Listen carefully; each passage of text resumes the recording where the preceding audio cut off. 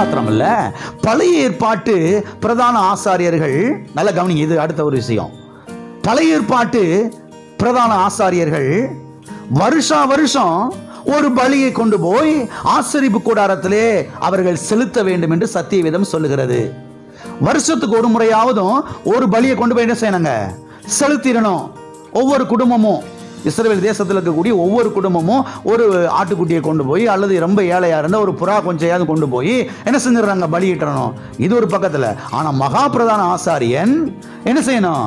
வருஷா வருஷம் ஒரு ஆட்டுக்குட்டியை கொண்டு வந்து அதை நல்லா பழுதற்ற ஆட்டுக்குட்டியை கண்டுபிடிச்சு பார்த்து செக் பண்ணி எல்லாத்தையும் அதை பலியிட்டு சமஸ்த இஸ்ரவேல் மக்களுக்காகவும் அந்த பலியை செலுத்தி அந்த ஆட்டின் ரத்தத்தை எடுத்து முதலாவது தன்னை சுத்திகரித்து கொண்டு, தன்னை சரிபடுத்தி கொண்டு, பயத்தோடு நடுக்கத்தோடும் அவன் எங்க போகணும்? மகா பரிசுத்த ஸ்தலத்துக்குள்ளே உள்ளே போய் அந்த இரத்தத்தை இஸ்ரவேல் மக்களுக்காக என்ன செய்ய வேண்டும்?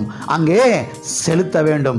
செலுத்தி அவன் அங்கே பிராயச்சித்தங்களை செய்ய வேண்டும். அவன் பரிந்து பேசி அவன் ஜெபிக்க வேண்டும் என்பதை குறித்து சத்தியவேதத்திலே நாம் பார்க்கிறோம். ஆனால் ஆண்டவராகிய இயேசு கிறிஸ்துவோ, நல்ல கவனிங்க, வருஷா வருஷம் அவங்க செலுத்தணும்.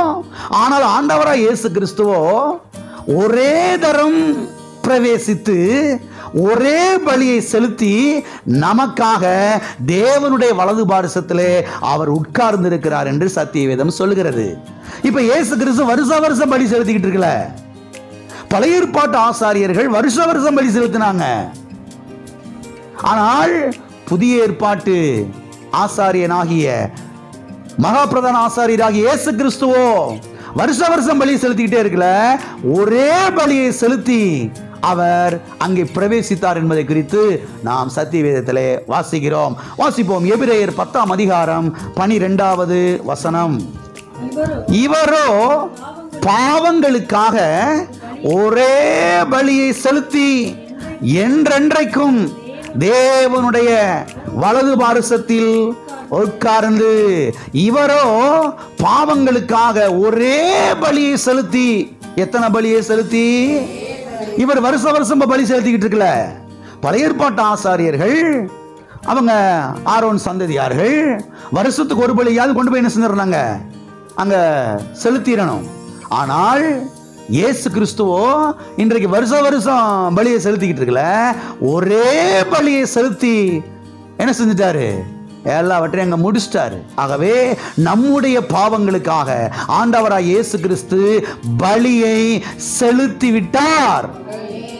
நம்முடைய பாவங்களுக்காக பலியை செலுத்தி விட்டார். சரி, பலி யார்? யார் பலி? அவர்தான் பலி. அவரே தம்மை பலியாக ஒப்பு கொடுத்தார் என்பதை குறித்து சத்தியவேதத்தில் நாம் பார்க்கிறோம். மீட்பின் பொருளை கொடுத்தார். நம்மை மீட்பதற்காக மீட்பின் விலைக்கிரயத்தை கொடுத்தார் என்பதை நாம் பார்க்கிறோம். தம்முடைய ரத்தத்தையே கொடுத்தார் என்பதை குறித்து நாம் பார்க்கிறோம். அப்ப அவரே பலியாகி அவருடைய ரத்தத்தை எடுத்துக்கொண்டு போய் அவரே அந்த பிதாவினுடைய சமூகத்திலே என்ன செய்தார்? அந்த பலியான ரத்தத்தை அவர் அங்கே தெளித்தார். பாருங்க, அங்கே சமர்ப்பித்தார் என்பதை குறித்து நாம் பார்க்கிறோம். ஆகவே பழைய ஏற்பாட்டில் இருக்கக்கூடிய ஆசாரியர்களை போல இவர் வருஷ வருஷம் பலி செலுத்த வேண்டிய அவசியம் இல்லவே இல்லை. எல்லா மனுஷனுடைய பாவத்துக்காகவும் அவர் ஒரே பலியை செலுத்தி என்ன செய்து விட்டார்? பிதாவின் வலது பாரிசத்திலே அவர் உட்கார்ந்து விட்டார். எனவே இன்றைக்கு நாம் நம்முடைய பாவங்களுக்காக தண்டிக்கப்பட வேண்டிய அவசியம் இல்லை. ஆழமாய் கவனியுங்கள்.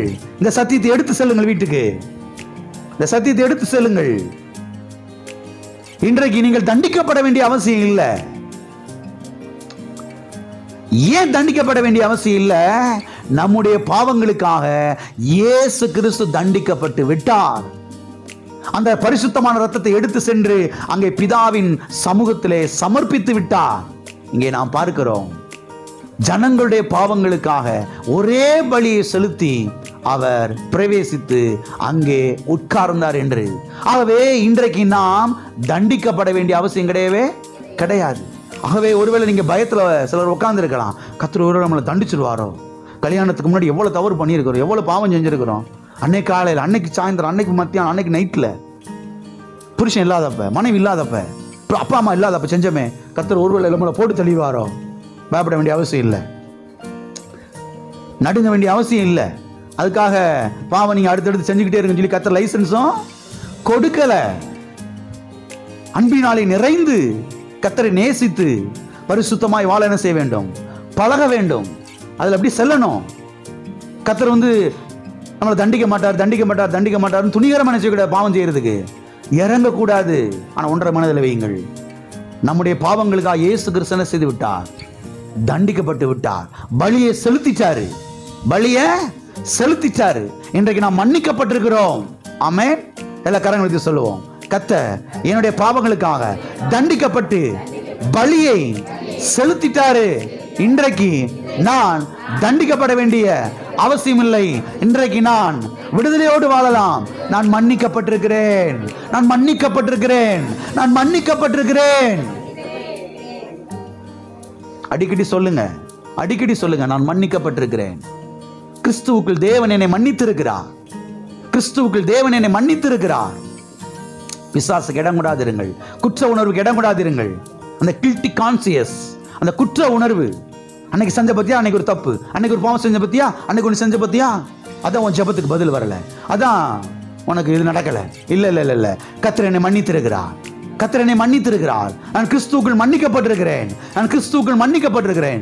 திரும்ப திரும்ப திரும்ப திரும்ப அந்த குற்ற உணர்வு உங்களை விட்டு நீங்கிற வரைக்கும் பாயத்திலிருந்து பேச ஆரம்பிக்கணும். நான் கிறிஸ்துவுக்குள் மன்னிக்கப்பட்டிருக்கிறேன், கிறிஸ்துவுக்குள் நான் மன்னிக்கப்பட்டிருக்கிறேன், கிறிஸ்துவுக்குள் நான் மன்னிக்கப்பட்டிருக்கிறேன். எனக்காக இயேசு தண்டிக்கப்பட்டிருக்கிறார், எனக்காக என்னுடைய பாவத்துக்காக இயேசு தண்டிக்கப்பட்டிருக்கிறார். விலைக்கிரயத்தை செலுத்தி விட்டார், ரத்தத்தை செலுத்திட்டாரு.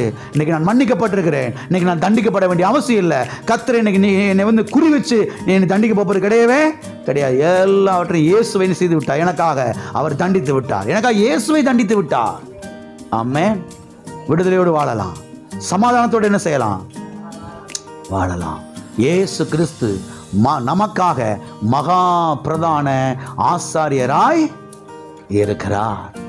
ஆசாரியர் என்றால் ஜனங்களுக்காக பிரயாசத்தம் செய்கிறவர். பிரயாசத்தை செஞ்சாரா? பரிந்து பேசுறாரா?